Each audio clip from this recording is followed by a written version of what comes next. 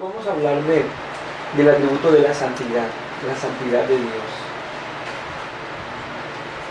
Y quisiera empezar leyendo o enmarcando esta clase en un texto bíblico que es muy conocido por todos, Isaías capítulo 6, versículo del 1 al 5. Isaías capítulo 6, versículo del 1 al 5. Dice: en el año que murió el rey Usías, vi yo al Señor sentado sobre un trono alto y sublime, y sus faldas llenaban el templo.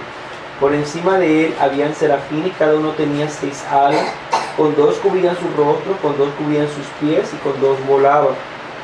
Y el uno al otro daban voces diciendo: Santo, Santo, Santo, Jehová de los ejércitos, toda la tierra está llena de su gloria.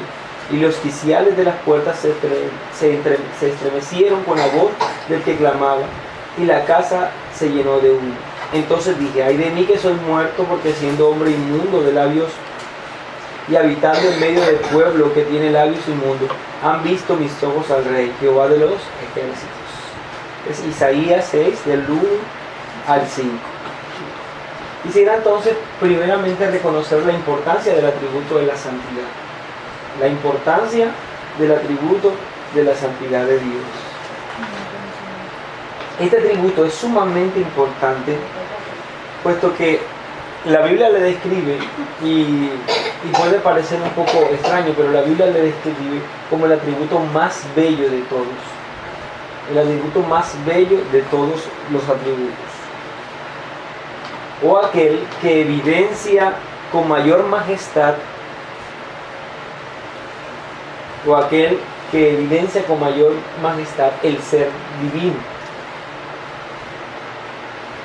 Algunos dicen que el atributo de la santidad es el que tiñe de hermosura todos los demás atributos. Que este atributo en particular no solamente es un atributo en sí, sino que logra permear todos los otros atributos. Todos los otros atributos están influenciados por él. Nosotros podríamos hablar en el caso del atributo que vimos en la clase pasada, que es la bondad, y decir que Dios es bondadoso, simplemente, o que Él es bueno, en ese sentido. Podemos expresarlo de esa manera. Pero cuando hablamos de la santidad, es un atributo que permea los otros atributos, porque podríamos hablar, si hablamos del amor de Dios, del santo amor de Dios. Si hablamos de la ira, incluso podemos hablar de la santa ira de Dios. Entonces quiere decir que es un atributo que logra extenderse hacia todos los demás atributos. De allí que decimos que es el atributo que reviste de belleza todo el ser mismo de Dios. Porque es aquel que le describe con mayor precisión, aquel que le describe con mayor exactitud. Bien, nosotros evaluamos a Dios desde lo que Él mismo se deja mostrar en la Escritura, y eso lo decíamos nosotros. Debemos hacer un reconocimiento de los atributos de Dios partiendo de la Escritura, partiendo de lo que Él nos muestra.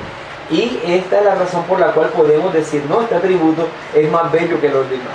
Es algo, como digo, un poco difícil de entender, porque estaríamos estableciendo escala dentro de los atributos, pero es lo que la misma palabra de Dios establece. En el texto que leíamos hace un momento de Isaías, los serafines decían: Santo, Santo, Santo. Esa palabra en particular debe ser entendida. Cuando nosotros le damos importancia a las cosas que escribimos, por lo general las subrayamos. Es la manera en que nosotros resaltamos, ¿verdad?, la importancia de una palabra. En el caso, resaltamos. Cuando hablamos del hebraísmo, la forma en que escribían particularmente en hebreo y se expresaba el pueblo de Dios del Antiguo Testamento, encontramos que para ellos demostrar importancia, ellos repiten la palabra 1, 2 y llegan incluso a expresarla una tercera vez.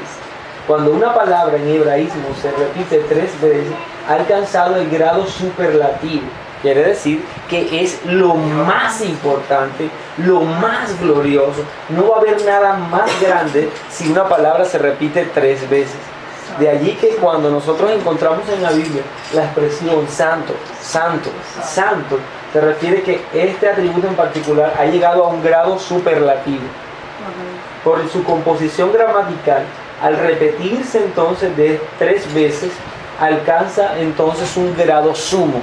Este atributo es el atributo en realidad, por decirlo así, que más se expresa con mayor esplendor y con mayor belleza en la Escritura. Y esto lo podemos reconocer desde las veces que lo repite. Cuando se repiten 2 veces, quiere decir que es importante. En el caso de cuando se repiten los nombres 2 veces, quiere decir cercanía. Pero nunca se ha repetido un nombre en la Biblia, un nombre de un ser humano 3 veces. Dios siempre, para establecer cercanía, puede repetirlo 2 veces. Pero en la Escritura solo encontramos que se repita 3 veces el nombre santo, santo, santo. Eso es llamado específicamente el trisagión. Trisagión. El trisagión está dedicado exclusivamente a Dios, aquel que es 3 veces santo. Por lo tanto, es un atributo que la Biblia nos dice que alcanza un grado superior. En la Biblia no nos va a decir que Dios es amor, amor, amor. Ni siquiera amor, amor. Ni siquiera 2 veces. No nos dice que Él es ira, ira, ira, o fiel, fiel, fiel. Él es santo, santo, santo. El único atributo que alcanza esa posición. Ahora, es difícil de entender en cuanto a por qué ese y los demás de alguna manera no. Pero es la forma en que Dios se ha comunicado y por eso nosotros podemos establecer que este es un atributo de suma importancia. Solo el atributo de la santidad es elevado a esta categoría en toda la Biblia. Entonces es un atributo importante. Para empezar, es un atributo importante. Éxodo capítulo 15, versículo 11. Éxodo 15, 11. Nos habla entonces de ese grado superlativo, pero dándole un título en especial. Éxodo 15, 11. ¿Quién lo tiene por leer? ¿Quién como tú, oh Jehová, entre los dioses? ¿Quién como tú, magnífico en santidad? Terrible en maravillosas hazañas, hacedor de prodigios. Muy bien. Entonces dice magnífico en santidad. Magnífico en santidad. Lo magnífico que es Dios es expresado en este atributo de la santidad. La santidad expresa eso, la magnificencia de Dios. Es aquel entonces atributo, como decíamos hace un rato, que tiñe entonces de hermosura todo lo que Él es. Los demás atributos también son alcanzados por este atributo. De allí entonces que digamos, como ahorita decíamos, su atributo, su soberanía es santa, su amor es santo, su santa misericordia. Cada uno de esos atributos está acompañado. Es más, cuando nosotros hablamos del nombre de Dios, y es algo que para los judíos era difícil, recuerden ustedes, de construir el nombre de Dios, puesto que ellos tenían temor de blasfemar su nombre, puesto que era un mandamiento en especial. El único atributo que se eleva y que se coloca al lado del nombre de Dios es el atributo de la santidad. Es el único atributo que acompaña a su nombre. El Salmo 103, versículo 1, dice: bendice alma mía Jehová, y bendiga todo mi ser su santo nombre. Nunca dice su amoroso nombre, su fiel nombre, su bondadoso nombre. El único atributo que se coloca al lado del nombre es santidad. Va acompañando su nombre. Entonces es un atributo que Dios quiere que exprese su ser, que exprese lo que Él es en realidad. Es un atributo sumamente importante. El Salmo 110, versículo 3. Salmo 110, versículo 3. Vamos a leerlo. ¿Versículo qué? 3.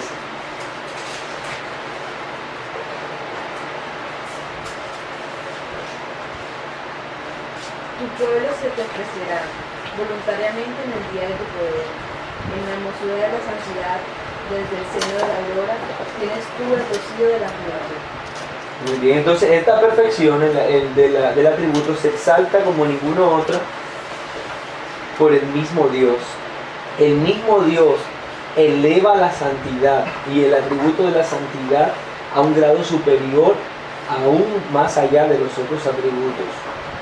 Cuando habla en el caso del Salmo 89, versículo 34 y 35, Salmo 89, versículo 34 y 35, nos habla cómo Dios toma este atributo en una forma especial para Él.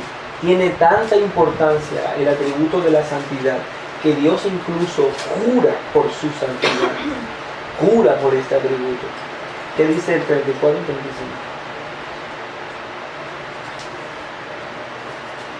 ¿Quién lo lee? No olvidaré mi pacto, ni mudaré lo que ha salido de mis labios. Una vez he jurado por mi santidad y no mentiré a la vida.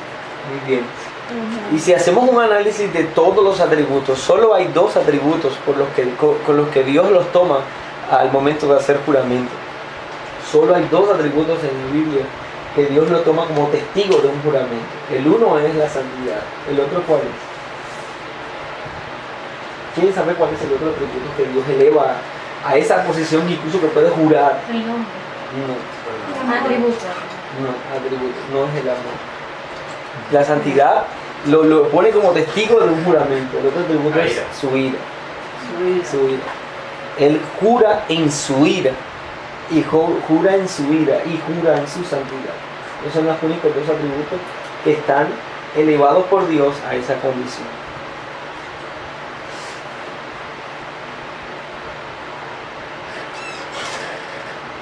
Leamos otro texto. Isaías 57, versículo 15.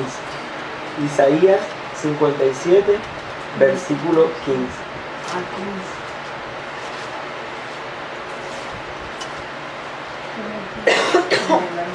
En este en particular, en este texto nos habla de cómo Dios, incluso por la Biblia, su nombre es él es llamado desde este atributo. Isaías 57, 15. ¿Quién lo tiene? Porque así dijo el alto y sublime, el que habita en la eternidad y cuyo nombre es el Santo. Yo habito en la altura y la santidad, con el quebrantado y humilde de espíritu, para hacer vivir el espíritu de los humildes y para vivificar el corazón de los que.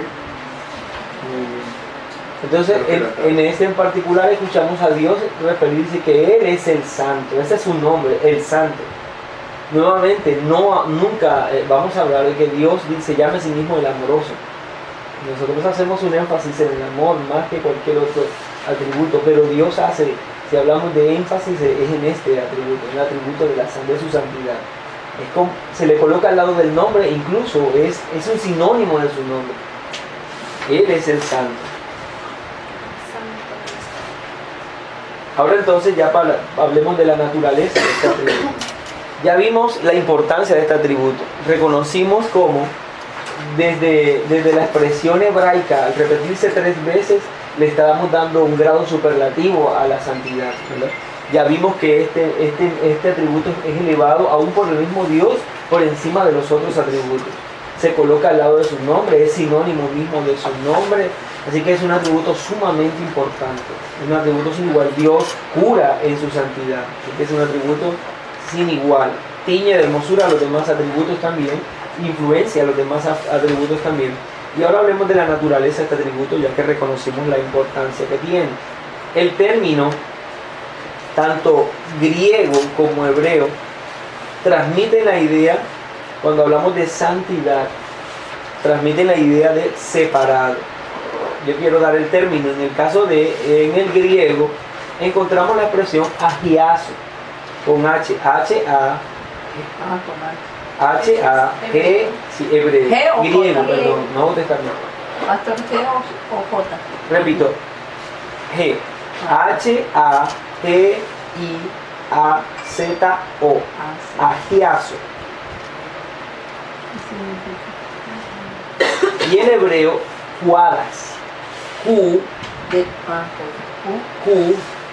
A, D, A, S, H, cuadas. Este es hebreo del Antiguo Testamento, griego del Nuevo, agiazo. Tanto cuadas como agiazo traducen, cuando habla de santo, traduce de separado. Separado. ¿Todas no significan lo mismo? Agiazo es en griego. hebreo. En griego. Agiazo es griego. Agiazo griego y cuadas es hebreo.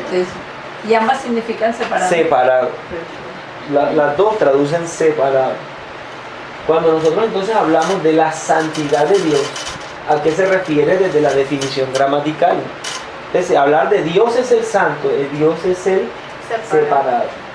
Dios es el separado.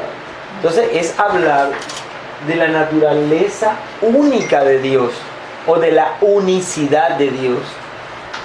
Cuando nosotros hablamos de la santidad, hablamos de la unicidad de Dios, que Él es único, que no hay nadie a su lado, que nada le puede acompañar. Cuando nosotros cantamos ese himno santo, santo, santo, estamos diciendo solo, tú eres solo, no hay nadie a tu lado, nadie se parece a ti, nada hay al lado tuyo, tú eres el único que tiene esa condición. Al decir que Dios es santo, queremos decir que es imposible aproximarnos a Él. Es imposible aproximarnos a Él. Y es esto lo que claramente entendió Isaías en el templo. Isaías estaba viendo seres angelicales que estaban expresando que aún ellos, seres angelicales, no podían acercarse a ese Dios santo. Y lo decían, santo, santo, santo. De allí que se tapasen los rostros, ¿verdad? De allí que se cubrieran entonces porque no podían. Ellos mismos, que son sin pecado, no podrían aproximarse a Dios de ninguna manera. Porque Él es el único. Es el único que está en esa posición. Entonces, el atributo de la santidad nos habla de lo imposible que es para nosotros aproximarnos a Él. También nos lleva a entender que Él está fuera de nuestro alcance en todos los sentidos. Que está fuera de nuestro alcance en todos los sentidos. Porque no solamente es santo, es 3 veces santo. No solamente se dice que Él está solo o que Él es único, sino 3 veces solo y único. No hay forma en que nosotros podamos acercarnos a Él. Y de allí la terrible situación que nosotros como seres humanos caídos tenemos delante de Él. Porque un Dios santo y solo no puede tener relación con nada que de alguna manera sea contrario a Él. Y como lo vamos a entender específicamente en el atributo de la ira, cuando hablemos de ella, la razón de la ira es este atributo. Existe la ira de Dios y debe existir la ira de Dios en un sentido eterno, porque es aquel eterno aborrecimiento de Dios a aquello que es contrario a su propia naturaleza. Como Él es santo, santo, santo, en toda dimensión puro y perfecto, es lógico que exista entonces la ira, porque la ira es una respuesta a todo aquello que no sea igual que Él. Tiene que haber ira en Dios porque Él es santo y único y debe responder en ira en contra de todo aquello que no sea igual a Él. Y en ese sentido entonces el atributo de la santidad, para muchos teólogos le llamaron el atributo terrible. Ese era el título que le daban, el atributo terrible, porque debería a nosotros seres humanos causarnos terror este atributo, porque de hecho eso fue lo que experimentó también Isaías. Isaías experimentó un espanto único y lo vemos cuando lo dice ay de mí. Esta expresión demuestra cómo él logró entender la inmensidad de la santidad de Dios, pero también la inmensidad de su propia impureza. Solo cuando nosotros colocamos algo que aparentemente nosotros creemos que es blanco, y lo colocamos al lado de lo que es puro y perfectamente blanco, podemos en realidad ver los grados de blancura, ¿no? Podemos decir, no, en realidad este no era blanco, este era medio beige. Para nosotros parecía blanco, pero delante de lo que es verdaderamente blanco, nosotros decimos, no, sí, esto sí es. Y esto es lo que pasó con Isaías. Isaías era bueno moralmente. Él era, digamos, intachable para su generación. Y aun cuando vio a Dios, dijo, soy hombre de labios inmundos, definitivamente. Porque es el reconocimiento de cuán distante está Él y cuán distante estamos los dos. No podemos acercarnos a Él. Éxodo capítulo 32, versículo 20 al 23. Recordemos lo que sucede aquí. Moisés baja con las piedras, ¿verdad?, los mandamientos, las leyes del Señor, y se encuentra con el pueblo, y el pueblo ya estaba pecando, ¿no? Se había levantado un ídolo Y entonces luego cuando él llega a ese lugar y expresa su enojo para con el pueblo de Dios, destruye las tablas, luego sube nuevamente y le habla a Dios y empieza a interceder por aquellos que habían pecado. Y en medio de esa intercesión, Moisés le empieza a pedir al Señor que por favor le muestre su gloria, que le muestre que él quiere ver algo de él. Ante lo que había visto en el pueblo, él añora ver la santidad de Dios. Eso es lo que él quiere ver, Moisés. Y Dios le expresa entonces, le contesta a Moisés esto que dice Éxodo 33 del 20 al 23. 33. Ah, dijo 32. Yo dije 32. Sí, señor. No, ok, perdónenme. 33 del 20 al 23. Que la letra está chiquita. ¿Qué dice? Dijo más. Ah, Dijo hablamos más, no podrás ver mi rostro, porque no me verá hombre y vivirá. Y dijo aún Jehová, he aquí un lugar junto a mí y tú estarás sobre la peña. Y cuando pase mi gloria, yo te pondré en una hendidura de la peña y te cubriré con mi mano hasta que haya pasado. Después apartaré mi mano y verás mis espaldas, mas no se verá mi rostro. Muy bien. Entonces Moisés le pide, muéstrame tu gloria. Y Dios le dice, no puedes verla, no hay hombre que pueda ver mi gloria y viva. Ningún hombre nadie podría ver ese grado de santidad y seguir viviendo, porque es contrario a todo lo que es impuro, a lo que no es como él. De allí que la necesidad entonces de abrir un orificio en la peña, introducir entonces a Moisés, y él mismo, Dios mismo, dice que pondría su mano sobre él y lo protegería de su propia santidad. Es la única forma en que nosotros podemos ser protegidos. Es por Dios mismo, de su misma santidad. Y sabemos nosotros claramente que todo esto prefiguraba a Cristo, ese orificio era el Señor. En Él es donde podemos apreciar la santidad sin que nos haga daño por el mismo Cristo que nos protege. En realidad, la santidad es algo inalcanzable para nosotros. Desde lo que nosotros estamos viendo, la santidad es algo que es imposible por lo que nosotros somos. A menos que Dios haga esto que le prometió a Moisés, que Él intervenga y nos proteja de su misma santidad. De allí que nuevamente, debo decirlo, los teólogos señalaban este atributo como el atributo terrible, porque es contrario a nosotros. Es el atributo más bello, si es cierto, por Dios, por lo que lo embellece, pero al mismo tiempo el atributo más terrible para nosotros por lo que nosotros somos, por lo que corresponde a la relación que nosotros tenemos con Él. Éxodo 34, versículo 29 y versículo 30.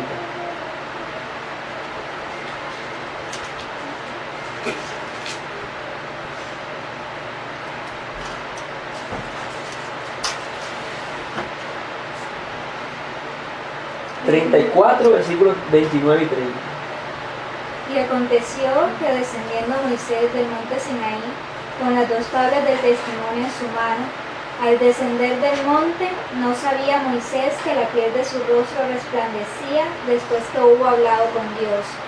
Y Aarón y todos los hijos de Israel miraron a Moisés, y he aquí la piel de su rostro era resplandeciente, y tuvieron miedo de acercarse a él. Hasta ahí está bien. Sí, hasta el 30. Entonces esto viene después de que Moisés es introducido en la peña, después de que él solamente ve la espalda de Dios. No hablamos en un sentido físico, ¿no? Sino que Dios le deja ver algo de él, no lo que es su esencia, puesto que él explica que moriría si en realidad se lo mostraba. Pero al ver nada más eso Moisés, cuando baja, el pueblo experimenta, dice el texto, experimenta terror, miedo por ver el rostro de Moisés. Y el rostro de Moisés no era Moisés santo. Moisés estaba mostrando un poco lo que Dios dejó ver, un poco de su santidad, y ya nada más lo que reflejaba el rostro de Moisés, que era un pequeño grado de la santidad de Dios, ya era suficiente para que el pueblo estuviese en un terrible temor. Nuevamente, Moisés no era santo. Moisés solamente estaba expresando o reflejando delante de quien estuvo por un tiempo, que era la santidad de Dios. A mí me gusta comparar a Moisés con la luna, porque la luna en realidad no tiene luz, sino que refleja la luz del sol. Yo creo que Moisés era eso. Moisés era la luna que estaba mostrando con su rostro el grado de santidad. Era tal la santidad que su rostro reflejaba lo que vio antes. Y eso bastó para que la gente, incluso tuvo que taparse el rostro, Moisés, porque la gente estaba tan aterrorizada por la santidad que reflejaba. Bien. Entonces, esto es lo que de alguna manera podemos nosotros ver de pureza de Dios, de lo que es la pureza misma, y esa es la naturaleza de este atributo. Un texto más, Números capítulo 6, versículo 24 al 26. Números 6, 24 al 26. Dice: Jehová te bendiga y te guarde, Jehová haga resplandecer su rostro sobre ti y tenga de ti misericordia.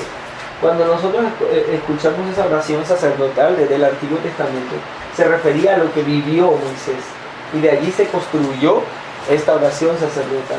Cada vez que entonces el pueblo judío decía entonces que Jehová haga resplandecer su rostro sobre ti, él decía que tú de alguna manera alcances a contemplar la santidad de Dios, y que la santidad de Dios se haga notoria en tu vida, y que eso se note, como Moisés en este caso, que Dios alce su rostro, que haga resplandecer su rostro sobre ti.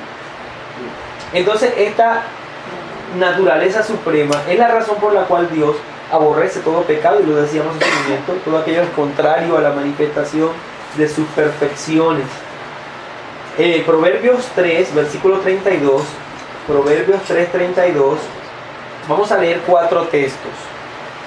Por favor, me colaboran con ellos. Proverbios 3:32, Proverbios 15:26, Proverbios 15:26, Habacuc 1:13, Habacuc 1:13, el Salmo 7:11. Serían 4 textos. Proverbios 3:32, Proverbios 15:26, Habacuc 1:13 y el Salmo 7:11. Bien, vamos a leer los 4.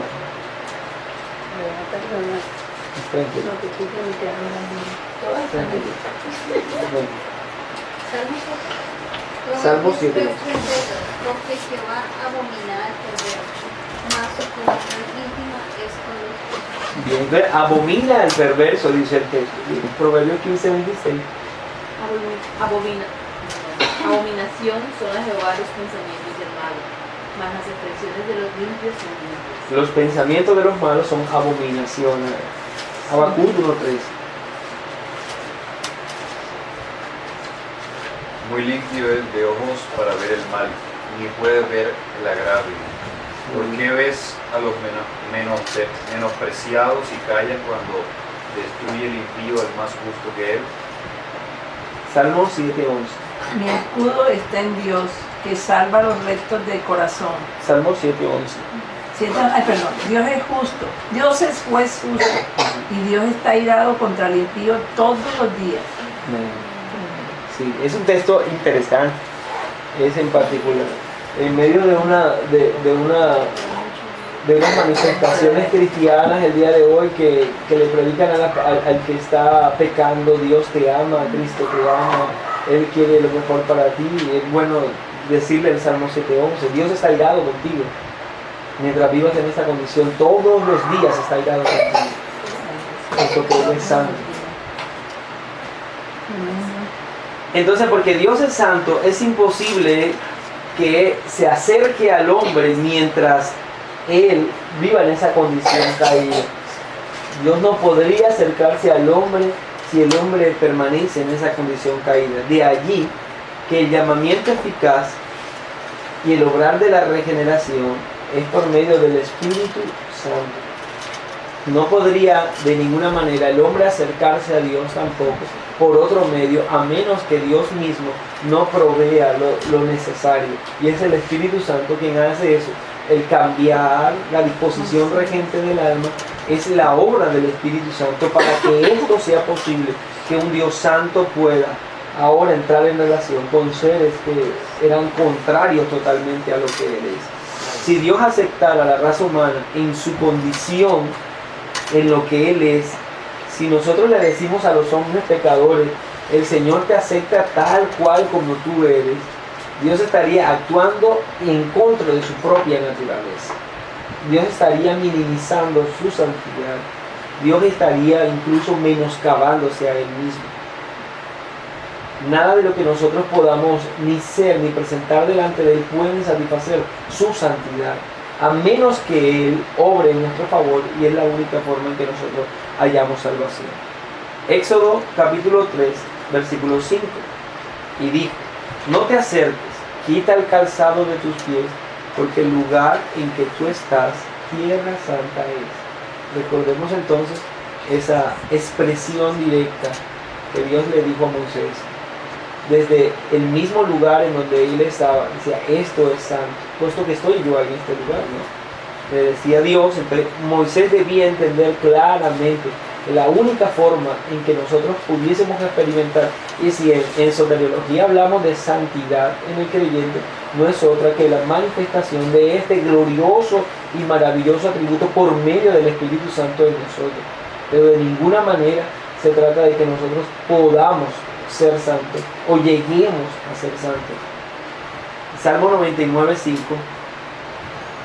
Salmo 99:5 dice: exaltad a Jehová nuestro Dios y postraos ante el estrado de sus pies. Él es santo.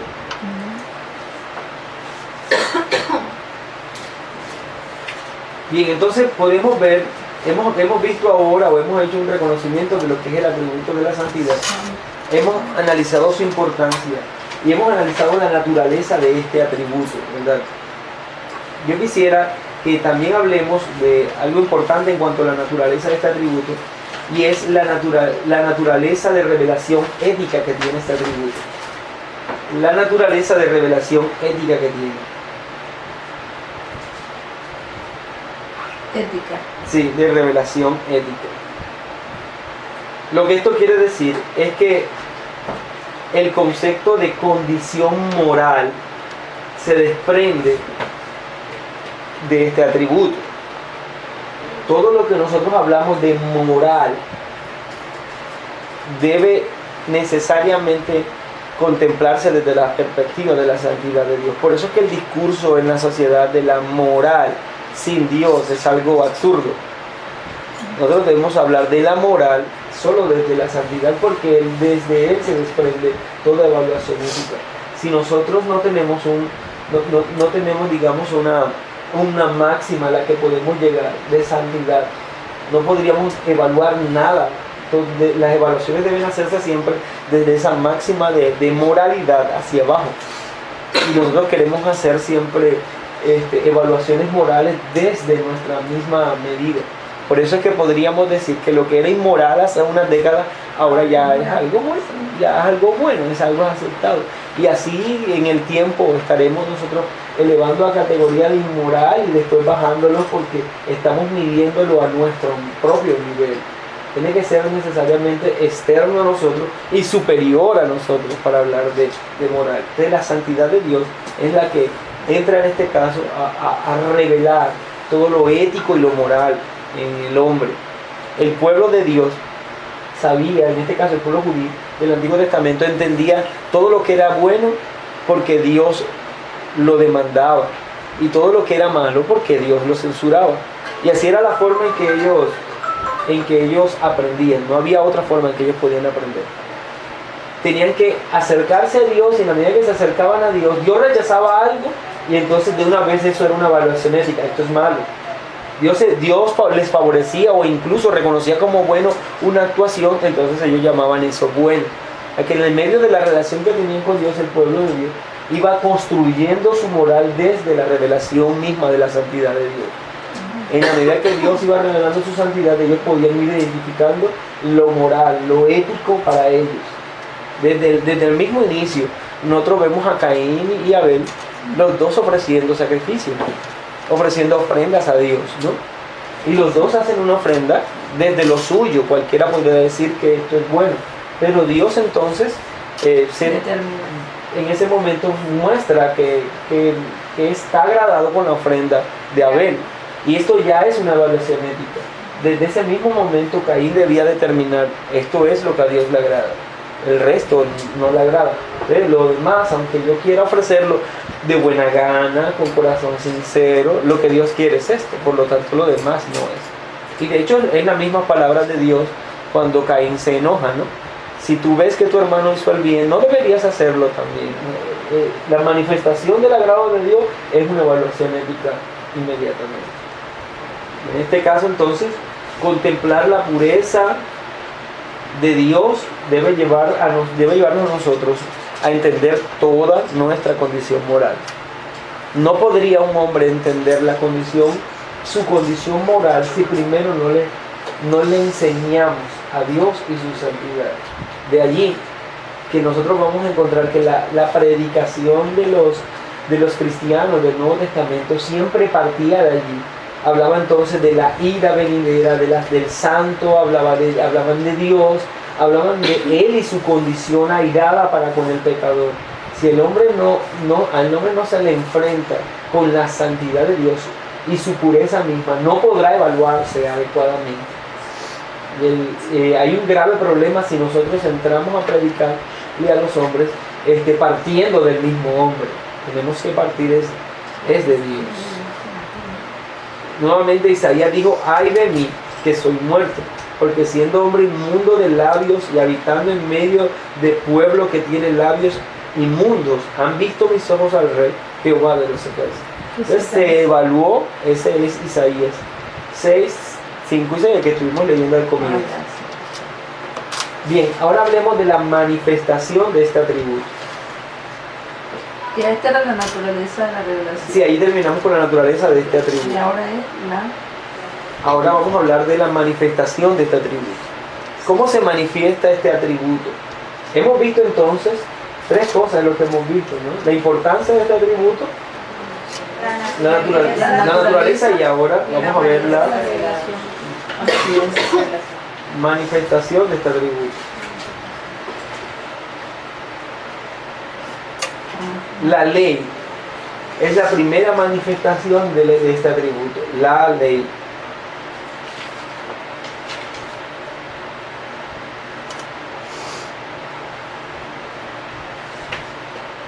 Romanos 7:12 dice, de manera que la ley de la verdad es santa y el mandamiento santo, justo y bueno. Estas expresiones que se acuñan a Dios también se les da a su ley. La ley es santa. Desde el comienzo Dios manifestó su querer, su voluntad para con los hombres, y esto lo hizo a través de leyes. De hecho, la relación de Dios con el hombre nunca se dio de otra manera. Dios no entró en relación con Adán a través de conversaciones o a través de cualquier otra forma en que nosotros podamos tener una relación con cualquier persona. Dios entró en relación con el hombre a través de leyes. Cuando la primera vez que le habló al hombre, le dio leyes. Y de hecho, cada vez que le hablaba a Moisés, le daba leyes. Y esa era su relación con debes hacer esto, debes hacer esto, debes hacer esto. En todo momento eran leyes, leyes, leyes, leyes. No hagas esto. Y la relación que tiene Adán, que iba a tener Adán con Dios, dependía de la obediencia a esas leyes. Si desobedecía, entonces se iba a ver quebrantada esa relación. O sea que toda relación con Dios depende de la obediencia que nosotros tengamos a sus leyes. Y Él no se comunica de otra manera. No hay relación fraternal con los hombres como lo hacemos nosotros. Dios no va a sentarse con nosotros a hablarnos como un amigo y a contarnos su vida o a contarnos lo que está sintiendo. No, Él cada vez que hablará a través de leyes. Es su manera de relacionarse con el hombre, con leyes. Las leyes son importantes. Y cuando hablamos de la ley, no pensemos que solamente nos estamos refiriendo a los 615 mandamientos del Antiguo Testamento. y especial en el decálogo. Cuando hablamos de la ley, se refiere a todo aquello que Dios demuestra al hombre y le señala como imperativo. Algunos hablan de que si lo vemos solamente de los mandamientos, cometemos el error de creer que la ley solo está en el Antiguo Testamento y creer que en el Nuevo Testamento no hay leyes. Entonces decimos, no, es que ya no vivimos bajo la ley, ahora vivimos bajo la gracia. Entonces no tenemos leyes ahora, pero Dios no ordena al hombre ahora. ¿Sí? De todo lo que Dios le ordena en esa relación es ley. Y debemos verlo como ley. Específicamente en el Antiguo Testamento, Dios se relacionó con el pueblo y en momentos específicos expresó leyes específicas para su contexto. Esas leyes han variado, han cambiado, pero la ley misma, refiriendo al hecho de que Dios demanda del hombre obediencia, jamás va a cambiar. Siempre Dios le demandará al hombre que obedezca. Por eso nosotros podemos afirmar que hoy, aunque vivimos nosotros sí bajo la gracia, la ley es obligatoria para nosotros porque Dios sigue demandando de nosotros obediencia. Mientras Él demande de nosotros obediencia, estamos bajo la ley, en ese sentido. Bien, entonces, Pastor, diga. una pregunta. Como usted dice que Dios se relaciona con nosotros siempre a través de leyes. Cuando Jesús dice, ya no llamaré mis siervos, sino mis amigos. ¿A qué tipo de amigos se refiere entonces ahí? Sí. ¿Sí ahí? Bueno, Porque pues uno entiende que el amigo es sí, claro. lindo. Sí, y bueno es que ese texto no se refiere para nosotros, se refiere específicamente para los apóstoles. Es solo para ellos. Ellos alcanzaron una posición especial y quien lo está prometiendo es Cristo. La segunda persona de la Trinidad. Y de hecho, cuando nosotros hablamos de que Dios se relaciona con nosotros a través de leyes, la única forma en que nosotros entendemos que tenemos relación con la Trinidad en un sentido humano es a través de Cristo y solo por medio de Cristo. Pero en cuanto a nuestra relación con la Trinidad, solo es a través de leyes, demandas y obediencia. Nada más. Entonces, yo también tengo esa pregunta, pero más en términos de que la relación que podemos tener con Dios en parte en este mundo material, físico en el que estamos, es a través de la fraternidad entre los hermanos. O sea, el amor que hay como iglesia, eso hace parte del amor de Cristo, de relacionarnos. En medio de nosotros, sí. En medio de nosotros, eso hace parte de cómo Dios puede relacionarse con su pueblo. Y es que el afirmar de que Dios tiene relación con nosotros, ahora, claro, y eso solamente lo hablamos nosotros los cristianos, y específicamente cristianos de Occidente, porque para los cristianos de Oriente ni siquiera contemplan una idea de tener relación con Dios. Eso es algo ofensivo para ellos, el pensar que Dios pueda entrar en una relación como entra una relación amorosa, o de hermandad, o familiar, o de confianza, y para ellos eso es algo imposible de aceptar. Dios no entra en ese nivel de relación, eso es nuestro, es humano, es temporal. Para ellos la relación de Dios es la relación de un creador para con sus criaturas, de órdenes específicas y de obediencia, y entiendo que la Biblia habla en esos términos. Pero cuando le llamamos Padre, Sí, a través de todo lo que tiene que ver con nuestra relación específica con Dios desde la perspectiva humana es con Cristo. Nunca jamás, o sea, con ninguno de los otros aspectos de unas otras personas de la Trinidad, a ellas no tenemos acceso, en un sentido de relación humana, solo por medio de Cristo. Él es el único. Él es el que se intercede por nosotros, Él es el que se compadece de nosotros porque es humano, Él es el que sabe qué es lo que sentimos, experimentamos y todo. Con Él es el único que de alguna manera todas nuestras, variaciones humanas y conflictos morales y todo eso, con Él es el único con el que podríamos entrar en, puede ser entendido por Él. Del resto no hay ninguna... Es a través de Él que nosotros podemos llamar Padre Es a correcto, Padre. es correcto. Y que podemos en oración decir nuestras luchas y todo eso, porque Cristo está ahí mediando. Es correcto. Pero para el que Cristo no está mediando, pues no hay No hay nada. De hecho, no hay cercanía con Dios de ninguna manera. Solo por medio de Cristo. Pero no entiendo ahí eso porque dice, no hay nada más grande que contar vida con los amigos. Y Se refiere a Cristo. todos. Y se refiere a Cristo. Por eso se refiere a que Cristo da la vida por todos, o sea que Cristo es amigo de todos. Y cuando se todos refiere a sus hijos. todos, ¿a quién se refiere? A todos por los que da la vida. Ajá.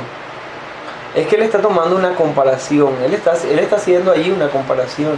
Y él está afirmando que así como una persona da su vida por sus amigos, él da su vida. Ahora, pero no está llamando a todos sus amigos.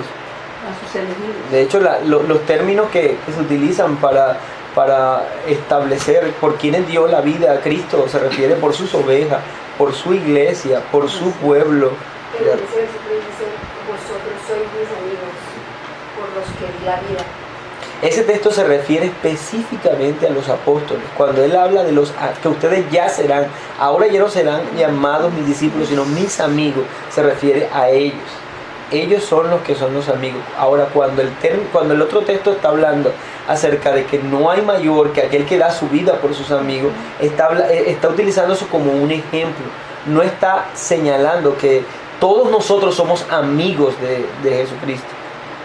La posición en la que nosotros estamos en relación con el Señor es, Él es la cabeza. Nosotros somos el cuerpo. Nosotros somos su iglesia. Él es nuestro rey. Nosotros somos sus súbditos. Nosotros no nos sentaremos a su diestra. Partiendo de esto, es que podemos decir que en la glorificación tampoco podemos estar con Dios, Es correcto. sino Y- que vamos a tener relación con Cristo. Con Cristo. Que hablar de una eternidad, nuestra eternidad será solo en relación con Cristo. Es el único que sigue siendo humano en este momento y con el único que podremos tener relación por la eternidad, ni con el Padre, aún en la eternidad. Ninguno de nosotros no veremos a Dios, A Dios no. nunca. Por eso de que él dice que si lo veremos, Porque No, él ha prometido que nadie le verá. De que nunca. De que no hay persona que le pueda ver, no pueden verle. Primero porque es espíritu y nosotros vamos a seguir siendo humanos, ¿verdad? Glorificados, carne, pero tendremos todo. Y el Espíritu Santo es espíritu también, no podremos verlo. El único que tomó nuestra forma fue Cristo, el único ser humano. Y a Él es que vamos a poderlo ver. Y con Él es el que vamos a poder relacionarnos siempre. Es que a veces como que cuando empezamos a hablar de Dios en Trinidad, a veces como que intentamos como separarlo, sí, sí. pero es realmente Dios. Es correcto. Es Dios, pero veremos al Padre directamente, al Espíritu. Sí, pero le veremos a Dios. Veremos a Dios a O sea, Que es era como Cristo. que nosotros lo relacionamos con una figura, a Dios. Sí. Esa Es Es correcto. estamos Es esperando correcto. ver al Señor grande con barba blanca. Es correcto, sí. Sí, tenemos esa idea. Sí. Eso es lo que esperamos. Errónea. Y con el Espíritu Santo no tenemos problemas porque nadie nos lo imagina, nadie se imagina. Sí, O una pobrecito luz el de Espíritu Francisco. o hasta una paloma. ¿no? Cuando usted nos estaba hablando acerca de que esas leyes están en el Nuevo Testamento, en 1 Pedro habla de que nosotros nos dice ser santos como vuestro Padre Santo. Es un rasgo, ¿cierto? Solamente es como un vestigio, no como una expresión de nosotros como creyentes, pero más no es la totalidad de lo que es. No, de hecho, él se refiere a procurar hacerlo, a buscar lo que a él le agrada, al acercarnos a lo que a él le agrada, a vivir conforme a lo que él ordena. A eso se refiere. Y claro, y nunca se ha dicho, sean ustedes santos, santos, santos, como él es santo, santo, santo. Procuren. Es más, o sea, vivan como son creyentes, ahora tienen la facultad de Es correcto. separarse, Y ¿verdad? solo porque el Espíritu Santo habita dentro de nosotros.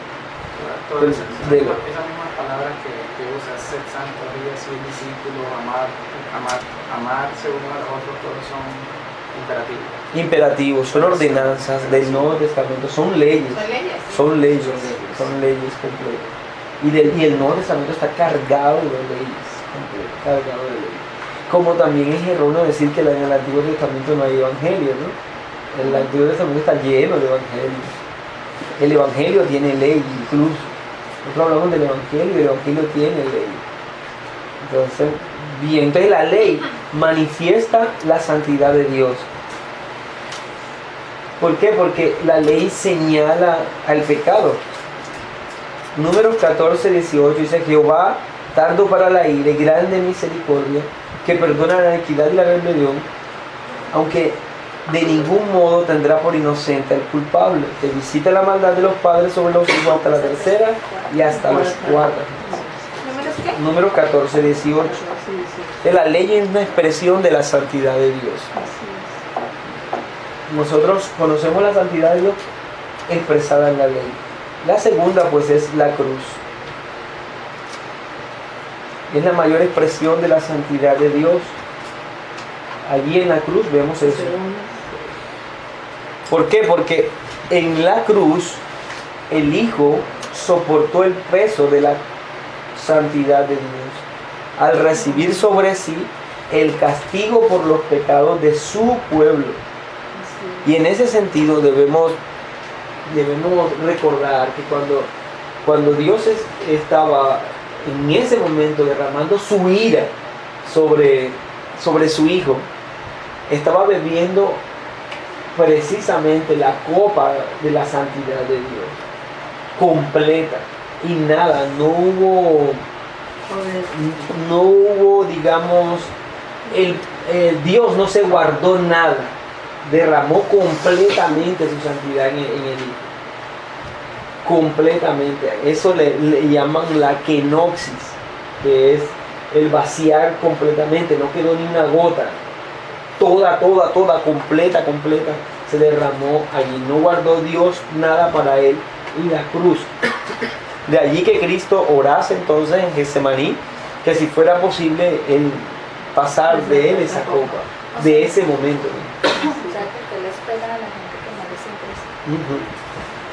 Total, derramar entonces una ira, en este caso, Cristo podía beber esa copa en ese tiempo, en ese momento, puesto que su condición de hombre y su condición de Dios, pero seres humanos estarán incluso capacitados para vivir eternamente, para que eternamente vivan esa copa. Y es la razón de una resurrección eterna para condenación, porque es justo que deben ser castigados eternamente, ¿no? Y eternamente deben entonces recibir esa copa. De ellos van a soportar eternamente la ira de Dios. Entonces la cruz es la mayor expresión de Dios en cuanto a la santidad, ya que el Hijo soportó ese peso por nosotros.